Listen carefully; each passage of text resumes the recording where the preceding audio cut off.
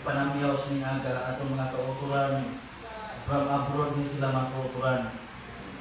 Sister Lia Guevara, Josephine Guevara Chua, kabay nga Diyos magapakamayo sa inyo tanan sa sinaga. Amen. Sa inyo pagsubaybay sa inyong life, kabay nga ang pulong sa Diyos magapangita hulot sa inyo tagipusoon. Hindi ang Diyos lamang ang makahimo sila sa katao mga kauturan. Kabay pa nga ang pulong nga inyo batian sa sinaga, mangita na siya bahin sa inyong kabuhi. And also, for our brethren that is watching us all around the world, may the Lord will bless you all. Thank you, Lord. Sa inyong tanan sa ningaga. Are we happy this morning, mga kauturan? Ang Diyos ang pagkamayo sa inyo. Thank you, Lord. Hallelujah.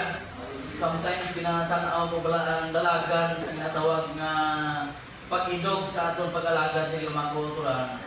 Sometimes we feel na nag-aarya ang atong barometro. Praise the Lord. Kung may isa na pagpulong may hatag sa inyo sa lingaga na ruyag sa Diyos sa atong pagi sa propeta na mag-idog kita dalayon na magkainit sa pag-alagad sa Diyos. Thank you, Lord. So let us all stand. Let's worship Him. Let's sing a song kay buti ng Diyos na nga magkukuran. Mayo gini Ginoo sa aton. Amen. Mayo ang Diyos, hindi.